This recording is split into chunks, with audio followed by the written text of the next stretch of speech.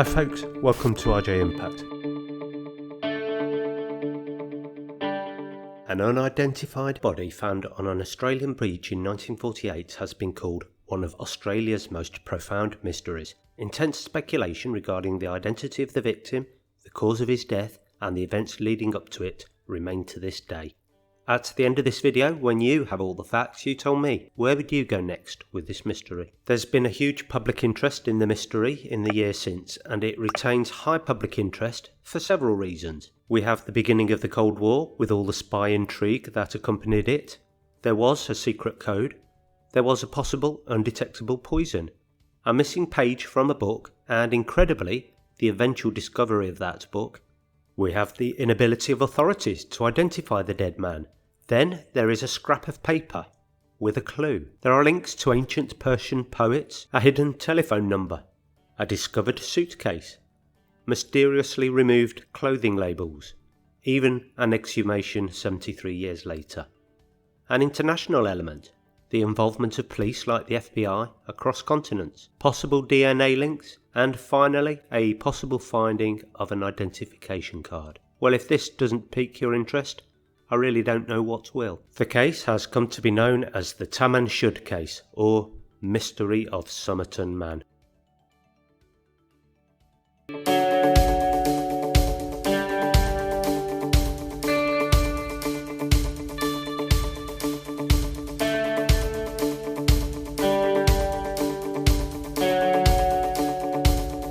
Discovery of a body. On the 1st of December 1948 at 6:30 am, the police were contacted after the body of a man was discovered on Somerton Park Beach near Glenelg, about 11 kilometres southwest of Adelaide, South Australia. You can see a contemporary picture of the location of his discovery here. He was lying on his back with his head resting against the seawall, with his legs extended and his feet crossed.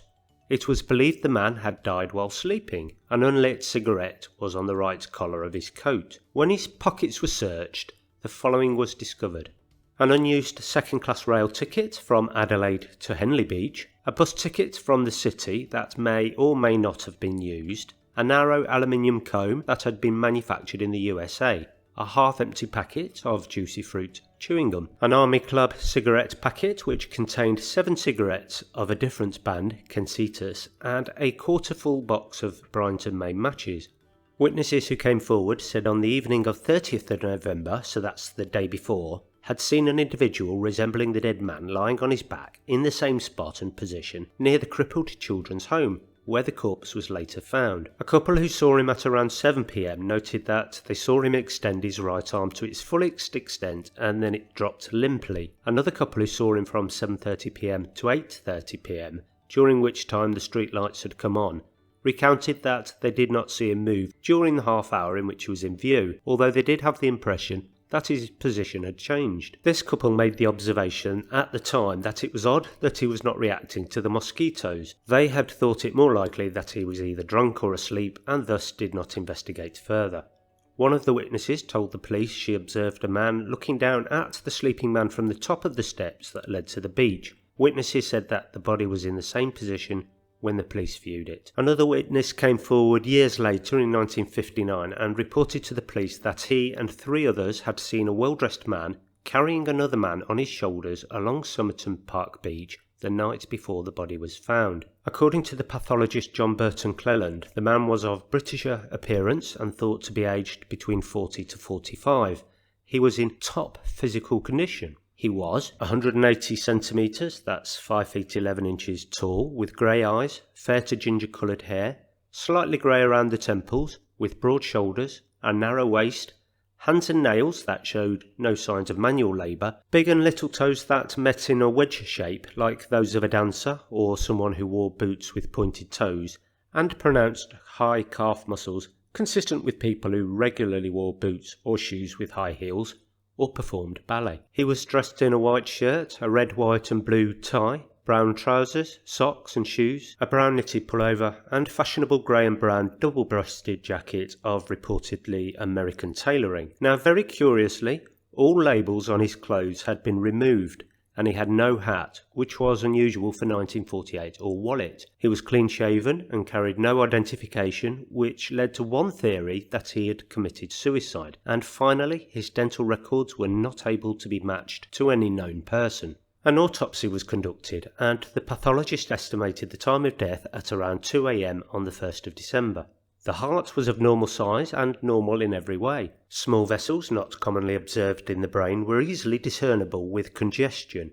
There was congestion of the pharynx, and the gullet was covered with whitening of superficial layers of mucosa with a patch of ulceration in the middle of it. The stomach was deeply congested, and there was congestion in the second half of the duodenum. There was blood mixed with the food in the stomach. Both kidneys were congested, and the liver contained a great excess of blood in its vessels. The spleen was strikingly large, about 3 times normal size. There was destruction at the centre of the liver lobules, revealed under the microscope, acute gastritis, hemorrhage, extensive congestion of the liver and spleen, and congestion to the brain. The autopsy also showed that the man's last meal was a pasty eaten 3 to 4 hours before death, but tests failed to reveal any foreign substance in the body. The pathologist, Dr. Dwyer, concluded, "I am quite convinced the death could not have been natural. The poison I suggested was a barbiturate or soluble hypnotic. Although poisoning remained a prime suspect, the pasty was not believed to be the source.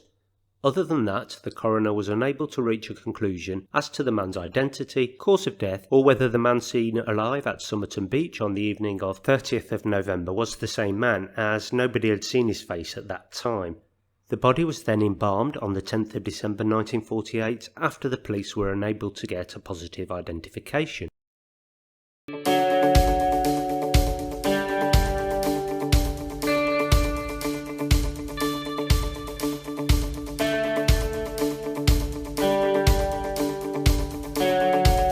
Discovery of a suitcase. On the 14th of January 1949, staff at the Adelaide railway station discovered a brown suitcase with its label removed, which had been checked into the station cloakroom after 11 AM on the 30th of November 1948. It was believed that the suitcase was owned by the man found on the beach. In the case were a red checked dressing gown, a size 7 red felt pair of slippers, 4 pairs of underpants, pyjamas, shaving items, a light brown pair of trousers with sand in the cuffs, an electrician's screwdriver, a table knife cut down into a short, sharp instrument, a pair of scissors with sharpened points, and a small square of zinc thought to have been used as a protective sheath for the knife and scissors. Also, there was a stenciling brush, as used by third officers on merchant ships for stenciling cargoes. Also in the suitcase was a thread card of Barber brand orange waxed thread of a, quote, unusual type not available in Australia, and this was the same as used to repair the lining in a pocket of the trousers the dead man was wearing. All identification marks on the clothes had been removed, except police found the name T. Keane on a tie, Keane on a laundry bag, and Keane without an E on a singlet, along with 3 dry cleaning marks, 11717, 43937 and 30537. Police believed that whoever removed the clothing tags either overlooked these items or purposely left the Keane tags on the clothes, knowing that Keane was not the dead man's name.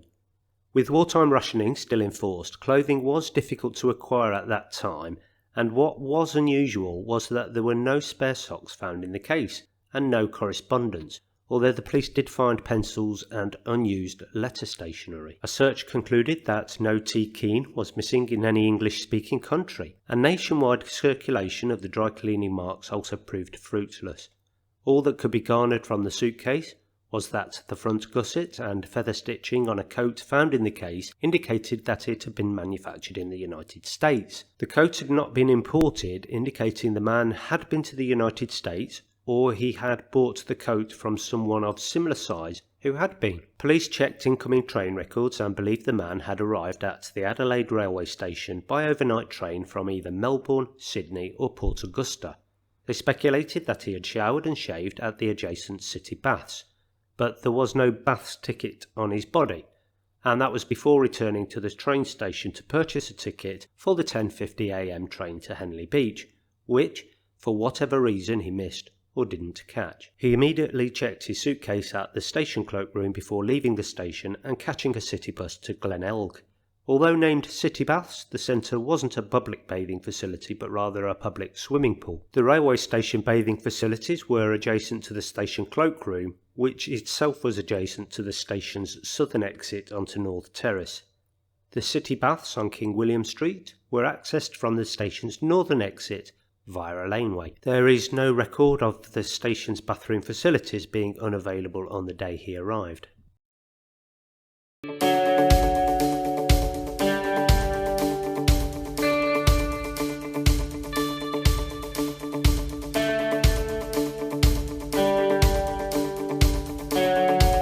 Inquest. An inquest into the man's death was conducted by Coroner Thomas Erskine Cleland, and this commenced a few days following the discovery of the body, but it was adjourned until 17th of June 1949. Cleland, as the investigating pathologist, re-examined the body and made a number of new discoveries. He noted that the man's shoes were remarkably clean and appeared to have been recently polished, rather than in the condition expected of a man who had apparently been wandering around Glenelg all day. He added that this evidence fits with the theory that the body may have been brought to Somerton Park Beach after the man's death, accounting for the lack of evidence of vomiting and convulsions, which are the two main psychological reactions to poison. Cleland speculated that as none of the witnesses could positively identify the man they saw the previous night as the same person discovered the next morning, so there remained the possibility the man had died elsewhere and had been dumped. He stressed that this was purely speculation, as all the witnesses believed it was definitely the same person, as the body was in the same place and lying in the same distinctive position. He also found no evidence indicating the identity of the deceased man. Professor Cedric Stanton Hicks at the inquest testified that a group of drugs, variants of a drug in the group which he called number 1 and in particular number 2, were extremely toxic in a relatively small oral dose that would be extremely difficult, if not impossible, to identify, even if it had been suspected in the first instance. He gave Cleland a piece of paper with the names of the two drugs, which was entered as Exhibit C18,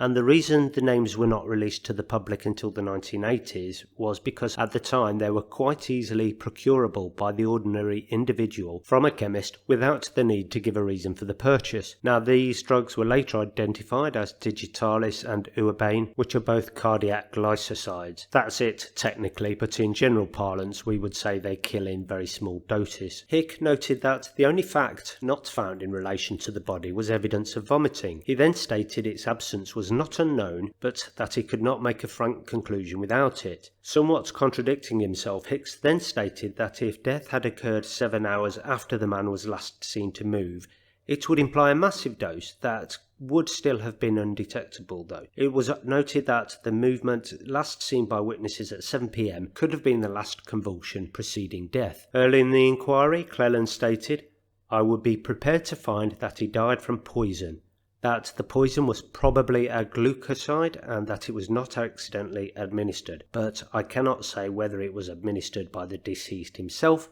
or by some other person." Despite these findings, he could not determine the cause of death of the unidentified man, and Cleland also remarked that if the body had been carried to its final resting place, then all the difficulties would disappear. After the inquest, a plaster cast was made of the man's head and shoulders.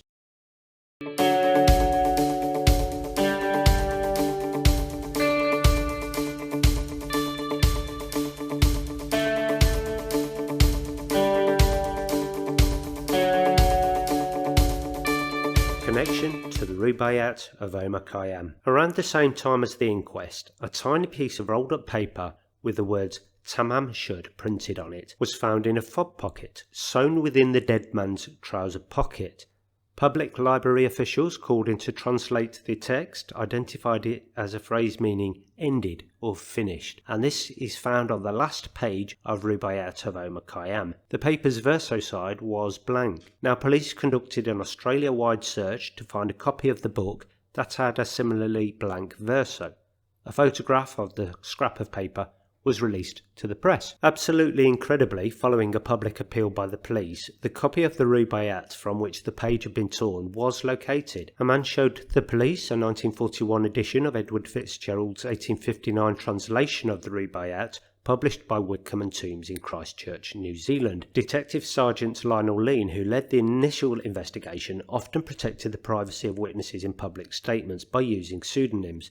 Lean referred to the man who found the book by the pseudonym Ronald Francis, and he's never been officially identified. Francis had not considered that the book might be connected to the case until he had seen an article in the previous day's newspaper. There is some uncertainty about the circumstances under which the book was found. One newspaper article refers to the book being found about a week or two before the body was found. Former South Australian Police Detective Jerry Felters, who dealt with the matter as a cold case, reports that the book was found just after that man was found on the beach at Somerton. The timing is significant as the man is presumed, based on the suitcase, to have arrived in Adelaide the day before he was found on the beach. If the book was found 1 or 2 weeks before, it suggests that the man had visited previously or had been in Adelaide for a long period. Most accounts state that this book was found in an unlocked car, parked in Jetty Road, Glenelg, either in the rear footwell or on the back seat. Now, the theme of the Rubaiyat of Omar Khayyam is that one should live one's life to the fullest and have no regrets when it ends. The poem's subject led the police to theorise that the man had committed suicide by poison, although no other evidence corroborated the theory. The book was missing the words Taman Shud on the last page, which had a blank reverse, and microscopic tests indicated that the piece of paper was from the page torn from the book. Also in the back of the book were faint indentations representing 5 lines of text in capital letters. Now, the second line has been struck out, and this is a fact considered significant due to similarities to the 4th line and the possibility that it represents an error in encryption. These are the lines here, and please have a go at interpreting them, decrypting them, making some sense of them, if you will. I've had a look and I can't. In the book, it's unclear whether the first line begins with an M or a W, but it is widely believed to be a W, owing to the distinctive difference when compared to the stricken letter M. There appears to be a deleted or underlined line of text that reads MLIAOI. Although the last character in this line of text looks like an L, it is fairly clear on closer inspection of the image that it's formed from an I and the extension of the line used to delete or underline the line of text. Also, the other L has a curved to the bottom of the character. There is also an X above the last O in the code, and it's not known if this is significant to the code or not. Now, initially the letters were thought to be words in a foreign language before it was realised it was a code. Code experts were actually called in at the time to decipher the lines, but were unsuccessful. In one study in 1978, cryptographers analysed the handwritten text, and the cryptographers reported that it would be impossible to provide a satisfactory answer if the text were an encrypted message, because its brevity meant that it had insufficient symbols from which a clear meaning could be extracted, and the text could just be the meaningless product of a disturbed mind.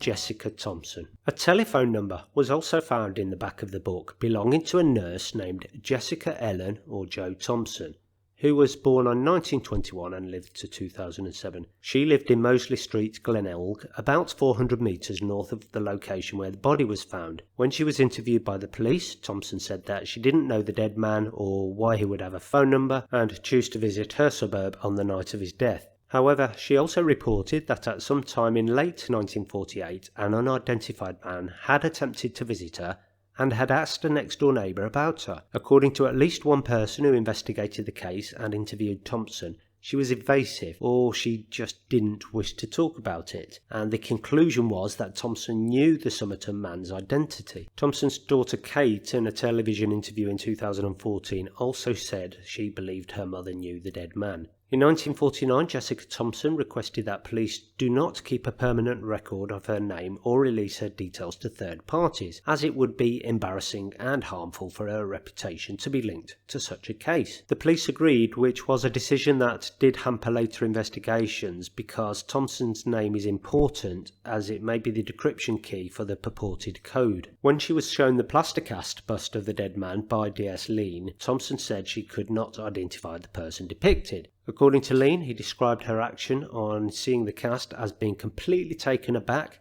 to the point of giving the appearance that she was about to faint. In an interview many years later, Paul Lawson, the technician who made the cast and was also present when Thompson viewed it, noted that after looking at the bust, she immediately looked away and would not look at it again. Thompson also said that while she was working at Royal North Shore Hospital in Sydney during World War II, she'd owned a copy of the Rubaiyat. In 1945, at the Clifton Gardens Hotel in Sydney, she had given it to an Australian Army lieutenant named Alf Boxall, who was serving at the time in the water transport section of the Royal Australian Engineers. Thompson told police that after the war ended, she had moved to Melbourne and married. She said that she had received a letter from Boxall and had replied, telling him that she was now married. Subsequent research suggests that her future husband, Prosper Thompson, was in the process of obtaining a divorce from his first wife in 1949, and that he didn't marry Jessica until mid-1950. There's no evidence that Boxall had any contact with Jessica Thompson after 1945. As a result of their conversations with Thompson, the police suspected that Boxall was the dead man. However, in July 1949, Boxall was found in Sydney, and the final page of his copy of the Rubaiyat, reportedly a 1924 edition published in Sydney, was intact, with the words Tam and Shud still in place. Boxall, now working in the maintenance section at the Randwick bus station, was unaware of any link between the dead man and himself. In the front copy of his Rubaiyat that was given to him by Jessica, she had signed herself J.E. Stein and written out verse 70. Indeed, indeed, repentance oft before I swore, but was I sober when I swore? And then came spring, and rose in hand, my threadbare penitence a pieces tore.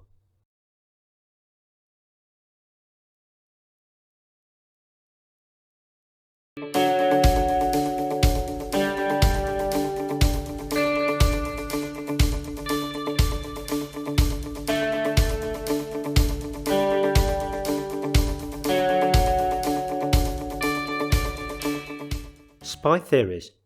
There has been persistent speculation that the dead man was a spy due to the circumstances and the historical context of his death. There are at least two sites relatively close to Adelaide that would have been of interest to spies: the Radium Hill uranium mine and the Woomera test range, which is an Anglo-Australian military research facility. The man's death also coincided with a reorganisation of Australian security agencies, which would culminate the following year with the founding of the Australian Security Intelligence Organisation, ASIO. This would be followed by a crackdown on Soviet espionage in Australia, which was revealed by intercepts of Soviet communications under the Venona project. Another theory concerns Boxall. If you remember, he was the one who received the Rubaiyat book from Thompson, and he was reportedly involved in intelligence work during and immediately after World War II. In a 1978 television interview, Boxall was asked if he had talked to Thompson about his intelligence work, and in reply Boxall says no, and when pressed whether she would have known about it, he replies, not unless somebody else told her about it. When asked if there was an espionage connection to the dead man in Adelaide, Boxall replies, it's quite a melodramatic thesis, isn't it?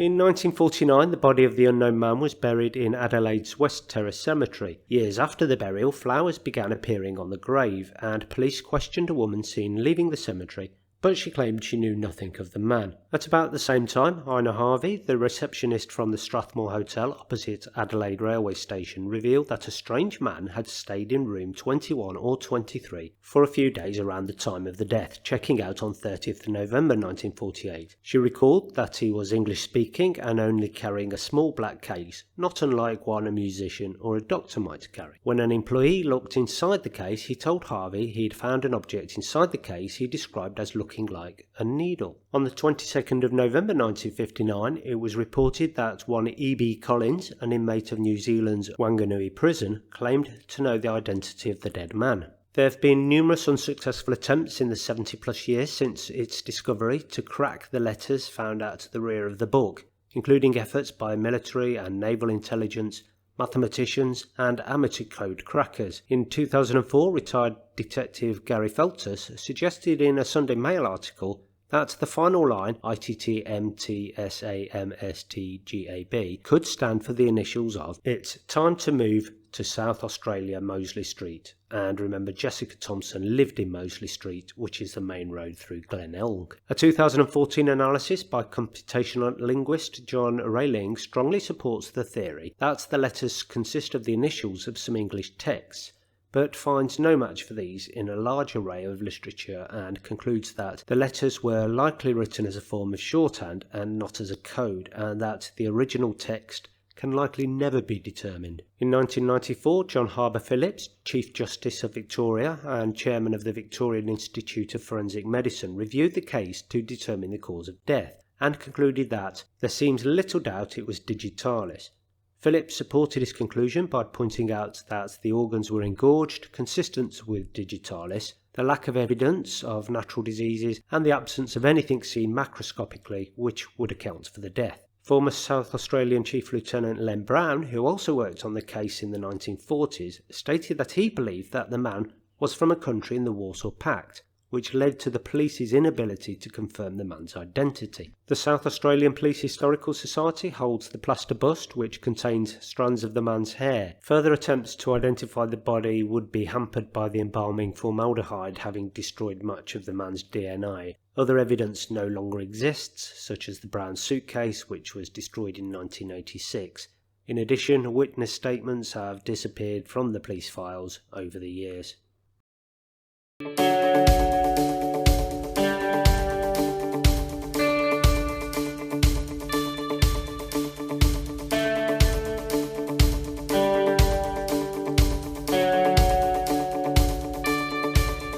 Reported identifications. A number of possible identifications have been proposed over the years, and some of these have been more or less a red herring, which have been subsequently debunked. And for example, even right back to the time just following the body's discovery, the Advertiser publication gave an identification as a E.C. Johnson. Well, the following day, on the 3rd of December 1948, Johnson identified himself at a police station. The same day, The News published a photograph of the dead man on its front page, leading to additional calls from members of the public about his possible identity. By early February 1949, there have been 8 different positive identifications of the body, and following publication of the man's photograph in Victoria, 28 people claimed to know his identity. In 1953, police announced that they had just received the 251st solution to the identity of the body from members of the public who claimed to have met or known him, but they said that the only clue of any value remained the clothing the man wore.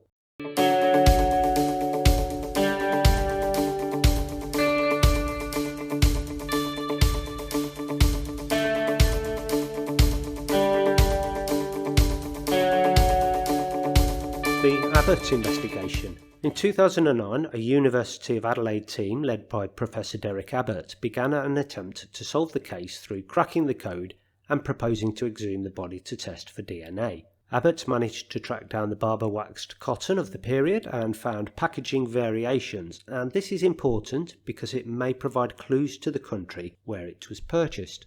Decryption of the code was started from scratch, and the following was uncovered during the review. The letter frequency was considerably different from letters written down randomly. The frequency was actually tested to determine if the alcohol level of the writer could alter the random distribution of the letters. The format of the code also appeared to follow the quatrain format of the Rubaiyat, supporting the theory that the code was a one-time pad encryption algorithm. Copies of the Rubaiyat, as well as the Talmud and Bible, were compared to the code using computers to get a statistical base for letter frequencies. However, the code's short length meant that the investigators would require the exact edition of the book being used.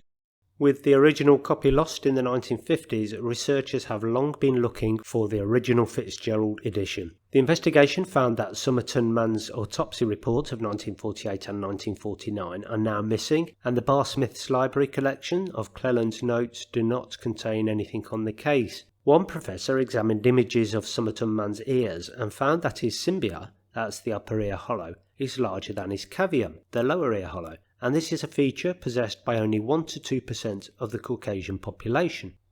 Also, when Abbott consulted with dental experts, they concluded that Somerton man had hypodontia, which is a rare genetic disorder of both lateral incisors, and this feature is present in only 2% of the general population. In June 2010, the investigation obtained a photograph of Jessica Thompson's eldest son Robin, which clearly showed that he, like the unknown man, had not only a larger symbiote than cavum, but also hypodontia. The chance that this was a coincidence has been estimated as between 1 in 10 million and 1 in 20 million.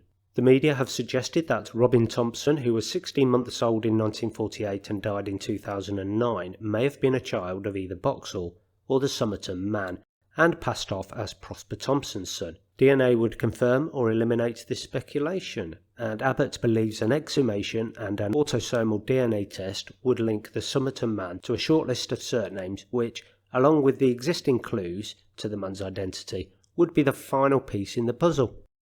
In December 2017, 3 excellent hairs at the right development stage for extracting DNA were found on the plaster cast of the corpse, were submitted for analysis to the Australian Centre for Ancient DNA at the University of Adelaide. While much of the DNA is degraded, in February 2018, the University of Adelaide team obtained a high-definition analysis of the mitochondrial DNA from the hair sample from Somerton man. For the curious, they found that the Somerton man belonged to haplogroup H4A1A1A, and this is possessed by only 1% of Europeans. However, mitochondrial DNA is only inherited through the maternal line and therefore cannot be used to investigate any hereditary link between Thompson and the Somerton man. In yet another layer of intrigue, Abbott, leading the investigation, married Rachel Egan, Joe Thompson's biological granddaughter, after getting to know her during his investigation. If his hunches are correct, the 3 grandchildren he now has with Egan are the great-grandchildren of Somerton man, and it is to these relatives that DNA extracted from Somerton man will be compared.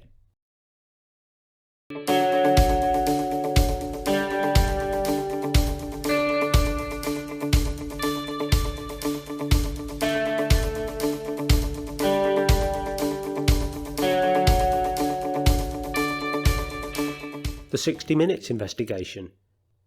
In November 2013, descendants and relatives of Thompson gave interviews. Kate Thompson, the daughter of Jessica and Prosper Thompson, said her mother had told her that she had lied. Jessica did know the identity of Somerton man, and his identity was also known to a higher level than the police force.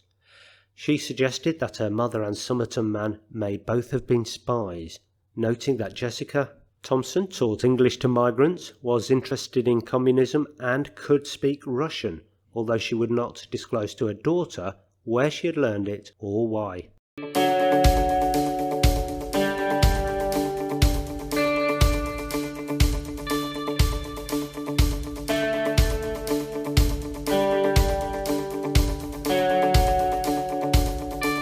Exhumation.